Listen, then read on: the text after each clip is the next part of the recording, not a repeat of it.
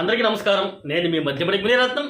ఈరోజు మనం ఏడినందు ఈ ఆగస్టు 5వ తారీఖు వరకు ఉన్నటువంటి అప్డేట్లో భాగంగా ఆంధ్రప్రదేశ్ ప్రభుత్వం నుండి గ్రామ వార్డు సచివాలయ శాఖ ద్వారా ఒక ప్రధానమైన అప్డేట్ అయితే రావడం జరిగింది. అదేంటంటే, గత ప్రభుత్వంలో ప్రజాసేవలు కానీ పౌర సేవలన్నిటిని కూడా ప్రభుత్వం ఏ నిర్ణయం అయితే తీసుకుంటుందో ప్రజలకు సంబంధించి వెల్ఫేర్ స్కీమ్స్ సంబంధించి కానీ పౌర సేవలకు సంబంధించి కానీ అవన్నీ కూడా ప్రజలకు అందుబాటులో ఉండాలి, ప్రజలకు దీనిపైన అవగాహన ఉండాలి అనే విషయంలోనూ, దాంతోపాటు ప్రతి పౌర సేవలు కూడా ప్రజల ముంగిట్లోకి రావాలి అనే ఉద్దేశంతోనే గ్రామ వార్డు వాలంటీర్ వ్యవస్థ, అదేవిధంగా కొత్తగా సచివాలయ వ్యవస్థని తేవడం జరిగిన విషయం మనకందరికీ తెలిసింది. ఓకే, తద్వారా అంటే వాలంటీర్ల ద్వారా ఏ విషయం అంటే ఏ సర్వీస్ అప్పుడు కొత్తగా ప్రారంభించినా లేదా ఏ సర్వీసులు అప్పుడు చేస్తూ ఉన్న సచివాలయాల ద్వారా ఆ విషయాలన్నింటినీ కూడా ప్రజలకు వివరించేవాళ్ళు. అంటే ప్రజాపాలన దగ్గరికి వెళ్ళింది. ఓకేనా, అందులో భాగంగానే అప్పట్లో ప్రతి వాలంటీర్ చేత అతనికి కేటాయించినటువంటి 50 ఇండ్లు కానీ 100 ఇండ్లు కానీ ఉంటాయి కదా, ఆ 100 ఇళ్లలో ఆ క్లస్టర్ పరిధిలో ఎంతమంది అయితే స్మార్ట్ ఫోన్ వాడుతున్నారో వారిని అందరినీ కూడా ఒక వాట్సాప్ గ్రూప్ అనేది క్రియేట్ చేయడం జరిగింది. ఓకే, తద్వారా సచివాలయాల్లో ప్రభుత్వం నుండి ఎటువంటి సేవలు కొత్తగా అప్డేట్ వచ్చినా కూడా వెంటనే తెలిపేవాళ్ళు. ఉదాహరణకి ఆధార్ సేవలు, ఓకే, ఆధార్ క్యాంపులు పలానా రోజు మన సచివాలయంలో జరగబడును కాబట్టి ప్రతి ఒక్కరు ఉపయోగించుకోండి అనే విషయాన్ని ఆ వాట్సాప్ గ్రూప్లో పోస్ట్ చేసేవాళ్ళు. ఓకే, పెన్షన్కి సంబంధించి కానీ వెల్ఫేర్ స్కీమ్స్ సంబంధించి కానీ ఏ అప్డేట్ వచ్చినా కూడా అది ఈ విధంగా ప్రతి ఒక్కరు కూడా బయోమెట్రిక్ వేసుకోవాల్సి ఉంటుంది, దీనికి చివరి తేదీ ఈ విధంగా ఉంది, దీనికి కావాల్సిన డాక్యుమెంట్స్ ఏంటి, ఇవన్నీ కూడా పదే పదే ప్రజలకు దగ్గరగా చెబుతూ ఉండేవాళ్ళు.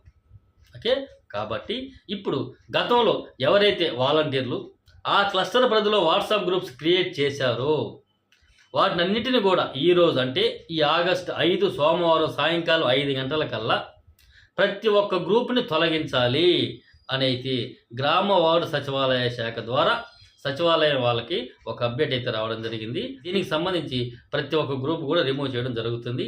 దీంతోపాటు ప్రజలు కూడా ఇలాంటి గ్రూప్స్లో ఉండొద్దండి, మీరు రిమూవ్ అయిపోయిన అవగాహన కల్పించండి అని కూడా దాంట్లో తెలిపారు. కాబట్టి రాజీనామా చేసిన వాలంటీర్లు గతంలో ఎవరైనా వాట్సాప్ గ్రూప్ క్రియేట్ చేసిన వాళ్ళు ఇంకా కూడా మీరు దాంట్లో అడ్మిన్గా లైవ్లో ఉంటే మాత్రం వెంటనే తొలగిపోండి. దీంతోపాటు ఇప్పుడు ఎవరైతే వాలంటీర్లుగా మేము ఉన్నాము అని ఎవరైతే అపోహపడుతున్నారో వాళ్ళందరూ కూడా అంటే ఎవరైతే రాజీనామా చేయలేదో వాళ్ళందరూ కూడా గతంలో వాట్సాప్ గ్రూప్ క్రియేట్ చేస్తున్నారు క్లస్టర్ పరిధిలో. ఓకే, వాళ్ళు కూడా మీరు వైద్యులకి ఆ గ్రూప్ అన్నింటిని కూడా రిమూవ్ చేయండి అని అయితే చెప్పడం జరిగింది.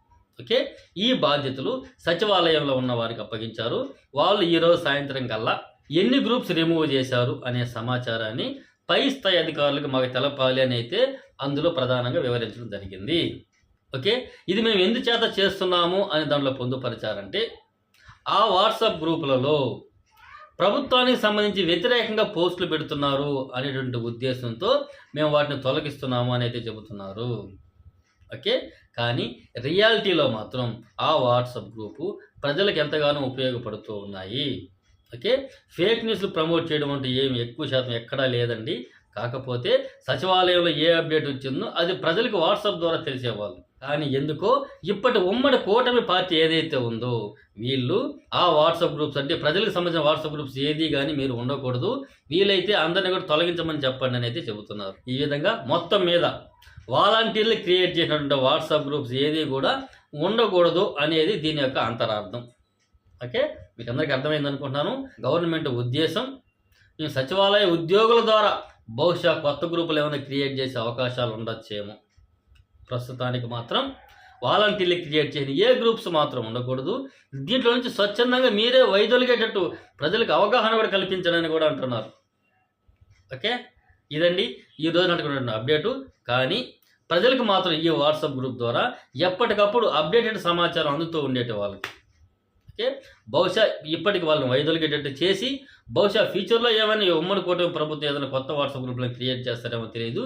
కానీ ఈ విధంగా ఈ గ్రూప్స్ రిమూవ్ చేయడం ద్వారా ప్రస్తుతం గవర్నమెంట్ ఏదైనా అప్డేట్ వస్తే వాళ్ళకి తెలిసే అవకాశం అయితే తక్కువగా ఉంటుంది.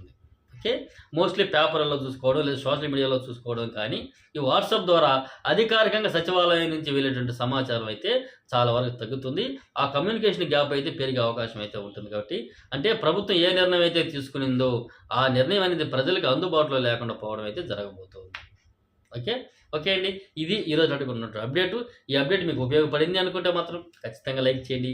ఇన్ఫర్మేషన్ చాలామంది ఉపయోగపడుతుందని మీరు భావిస్తే మాత్రం షేర్ చేయండి. కొత్తగా ఏమైనా మన ఛానల్ చూస్తున్న వాళ్ళు ఉంటే ఇలాంటి అప్డేట్స్ నీకు డైలీ ఇస్తూ ఉంటాను. అంటే ప్రభుత్వం నుండి అధికారికంగా వచ్చిన సమాచారం మొత్తం కూడా ఎప్పటికప్పుడు అప్డేట్ ఇస్తూ ఉంటాను కాబట్టి మన ఛానల్ సబ్స్క్రైబ్ చేసుకుని ఫాలో అవుతుండండి. మన సంబంధించిన వాట్సాప్ గ్రూప్ ఉంది, అందులో జాయిన్ అవ్వండి. ఎప్పటికప్పుడు అప్డేట్ దాంట్లో పొందుపరుస్తూ ఉంటాను. ఓకే, థ్యాంక్ యూ అండి. నెక్స్ట్ అప్డేట్లో మళ్ళీ కలుసుకుందాం. అంతవరకు సెలవు. నేను మీ మధ్యపడి మునిరత్నం.